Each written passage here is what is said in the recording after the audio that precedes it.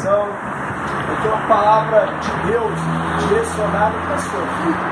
A Bíblia fala lá em Romanos 10, a Bíblia fala que se com a tua boca confessares ao Senhor Jesus Cristo como Senhor e Salvador da sua vida, e se no seu coração você crê que Deus ressuscitou a Jesus, você será salvo.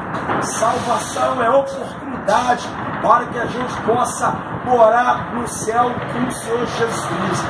Se você passa por algum problema, entre em contato conosco. É só ligar 3344.000.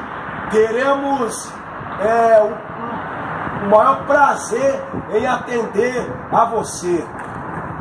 Ligue para nós, né, para que a gente possa aconselhar a sua vida.